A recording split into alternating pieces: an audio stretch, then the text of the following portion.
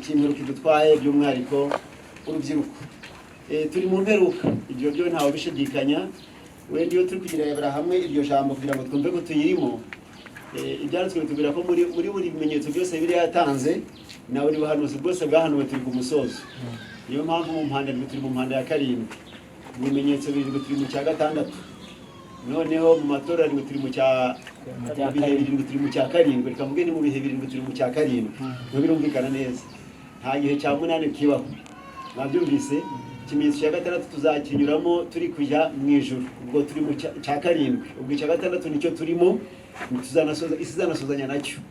Noneho tukaba no mu mpanda ya 7, ariko kuko aho nashatse kugira ngo batinde ngiye kwavuga byibuze nihuse.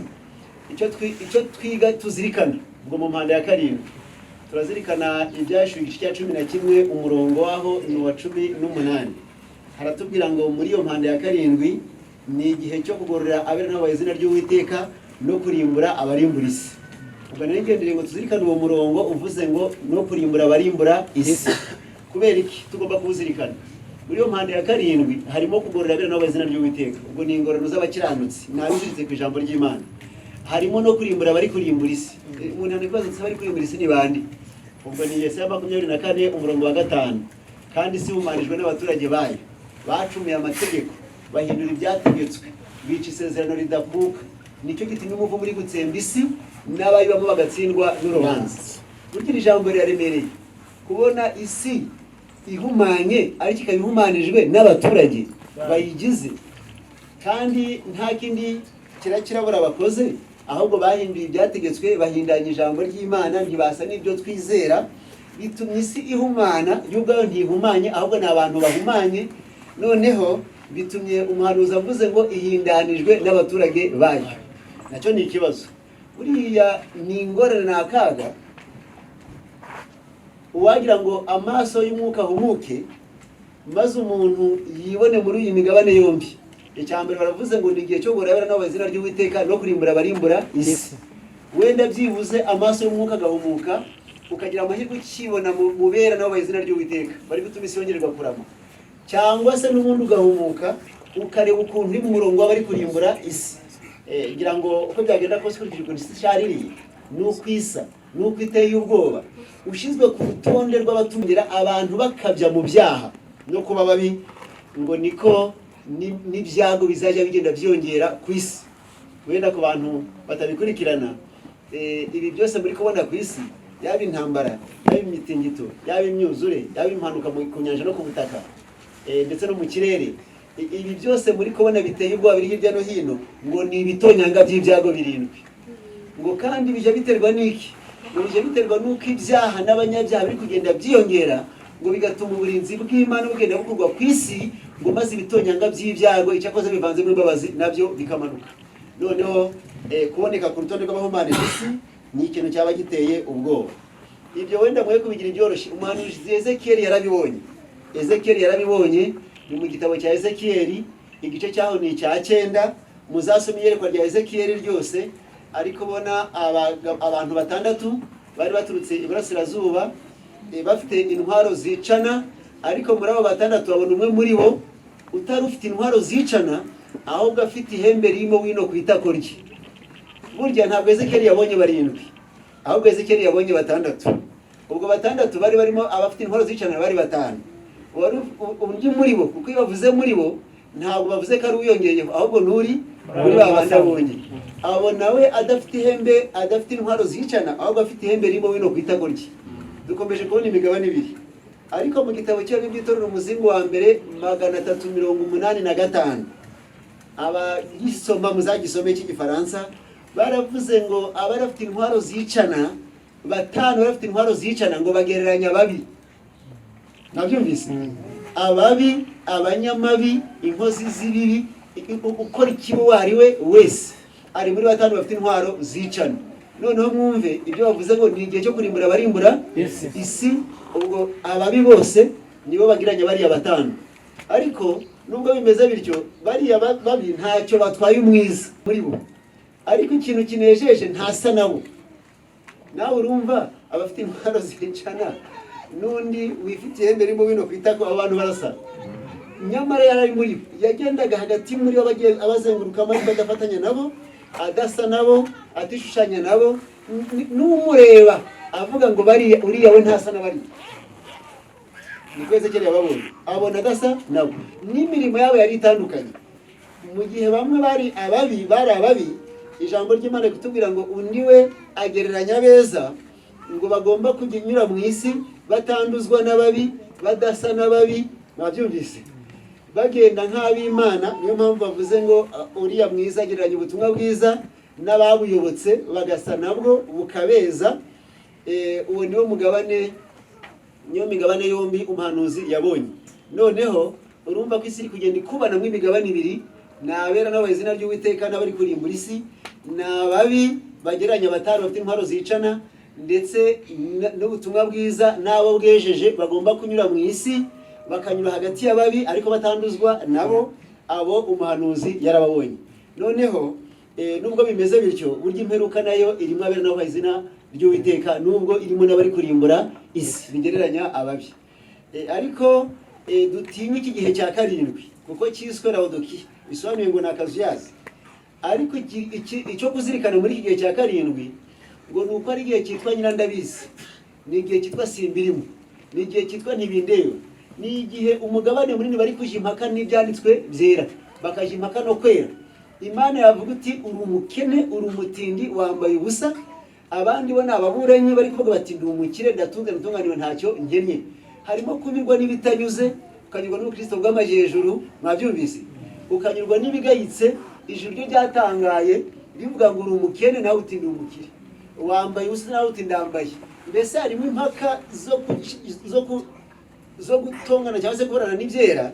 Niyo mpamvu kino gihe nacyo ni kibi, kuko umuntu bita nyirandabizi aba kandi wanduye, kwishushanya kandi utera, mbese nacyo giteye ubwoba. Niyo mpamvu kiri mu rubanza. Ariko abanyabwenge bo bazagisohokamo, bazemera inama iri kurugirwa igihe cya karindwi. Aho naho ntituhatinda, nandi bo beza. Noneho hirya y'aho ngaho turi mu kimenyetso cya gatandatu, ubwo ni ibyashuwe 6:12. Aha naho muhatinye icyo kuzirikana muri kino kimenyetso. Ntabwo ndi buke mvuga byose kuko nshaka kugira ngo twihute. Icyo kuzirikana muri kino kimenyetso cya gatandatu, iki kimenyetso cya gatandatu, umuhishuzi yagiye mu mayerekwa ye, agiye kwerekwa, yabonyemo ibintu bikurikira. Yabonye izuba ryijimye, abona ukwezi guhindutse amaraso cyangwa se kutavuye umwezi wako, abona n'inyenyeri ziguye. Aho niho ho kuzirikana muri kino gihe. Kubera icyo abonye ibyo, abibonye mu kimenyetso cya gatandatu. Nicyo kimenyetso tuzarangiriza hano ku isi. Cya karindwi ni urugendo rw'abana b'Imana mu ijuru. Icyo ntitugitegereje muri ubu buzima bwa hano ku isi, nabyumvise, ahubwo tugitegereje turi kwimurwa. Iki tureba rero ni cya gatandatu. Ariko ibirimo bikomeye byo kuzirikana ni uko abonye izuba ryijimye, abona ukwezi guhindutse amaraso, abona ndetse n'inyenyeri ziguye. Ibi mubiremereze nabyo. Izuba muri kureba rigereranya ijambo ry'Imana, ni Yesu. Yesu ni ijambo rye barangana. Mwabyumvise, ijambo ryawe nitabaza ry'ibirenge byanjye, 119 Zaburi 105. Ukwezi muri kureba kugereranya amategeko y'Imana 10. Noneho inyenyeri zikagereranya abatwara mucyo. Buryo muri kureba ngo ubuhanuzi bwarasohoye, ngo ariko buzongera kwisubiremo. Ibi nabyo mubiremereze. Bwarasohoye, ndabisubiramo, bwarasohoye. Mu cyamagana 180 inyenyeri na kwizuba ryarijimye. Muri uwo mwaka ukwezi guhinduka amaraso cyangwa se ni kwava umwezi wako. Mu cyamagana 183 inyenyeri ziragwa. Ngo ariko n'ubuhanuzi buzisubiramo, ntabwo buzisubiramo mu bimenyetso bigaragara kuko byagenze mu buryo bufatika, ahubwo buzisubiramo noneho mu buryo bw'umwuka. Gusa naryo no kurikurikiza no kuryumvira bizaba ari ingereri. Ngo abantu bazahita bishusho yo kwera, ngo ariko gusa n'ibyera bizaba ari ingume. Ubwo izuba rizijima. Ibyo ni ibigende bizisubiramo. Mbese ijambo ry'Imana ntabwo rizahabwa agaciro karyo, ntabwo bizarangirira, ahubwo n'amategeko y'Imana azicwa. Muri kubyumva, azicwa. Abantu bazajya bayica kandi bumva banyuzwe nabyo, batabyibazaho, nta n'uburemere babihaye. Ibyo nabyo bigomba kugaragara kuzohora mu mperuka. Hirya yo kwicwa kw'amategeko y'Imana, abantu bakayasira ibanga bakayica uko biboneye. Si icyo gusa, ahubwo n'abatwaye umucyo, bamwe bazajya barekura umucyo batwaye, ubazimire mu biganza, inyenyeri zigwe. ubwo nabatwara mucyo abo ngabo muri kureba nabyo bizasohora. Rero umuntu wese ufite ubwenge yagombye kumva ko imperuka ifite icyo igutwaye. Icyambere ni igihe gishishana cyo kugira abanyira ndabizi kuburana n'ijambo ry'Imana, gusa naryo ni ingume.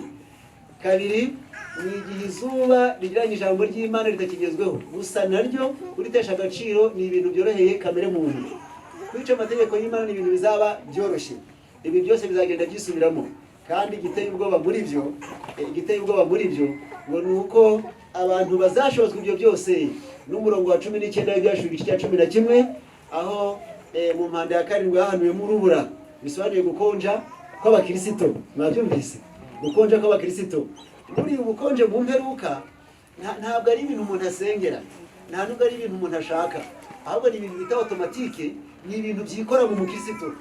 Sinzi ko munyumvise.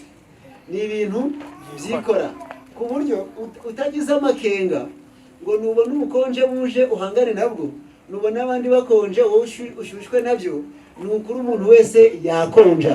Kandi iyo ubukonje buje noneho ubushyuhe burazimira, icyo wari umaze kiragabanuka, kuko umuntu wese wafashwe n'imbeho n'ubundi agira umumaro muto, ahubwo umuntu ufite ubushyuhe nta n'ugira umumaro munini haba no mu buzima busanzwe. Ibyo muzabikurikirana. Icyo agambiriye muri rusange ni ukugira ngo abantu bagumane ishusho yo kwera. Pawulo yarabivuze aho ni muri Timoteyo wa mbere, Timoteyo wa kabiri, mumbabarire, igice cyaho ni cya 3, iri ryo turarisoma. Reka dusome muri Timoteyo wa kabiri igice cyaho ni cya 3. Hari isomo nshatse kugira ngo dusomere hamwe.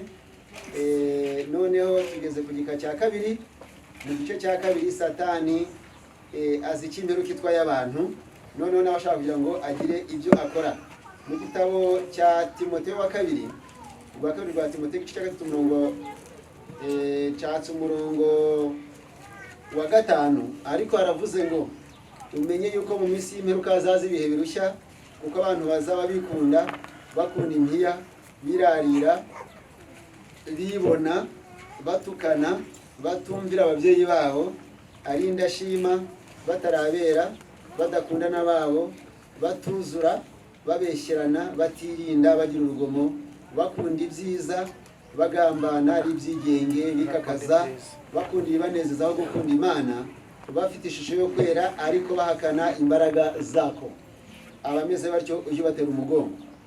Umuntu w'Imana warabwiwe ngo abameze batyo ujye batera, ngo bavuze ngo ntukabarebe, niba bari kujya ruguru ushyushye n'epfo, niba bari gutambika nawe ujya mu kindi cyerekezo kinyuranye, baravuze ngo abameze batyo ujye batera umugongo. Ariko Pawulo nawe avuze ku mperuka, aravuze ngo umenye ko mu minsi y'imperuka hazaza ibihe birushya. Arabitonda guherekana ukuntu bizaba biruhije nuko abantu bazaba basa. Impamvu avuze ngo bizaba biruhije, yarazi yuko abantu ari uko ibihe biruhije, yarazi yuko abantu bazahitamo ishusho yo kwera aho kugira ngo bahamye imbaraga zo kwera. Noneho iki kidutera ubwoba, ishusho yo kwera. Ishusho yo kwera ni igisa no kwera.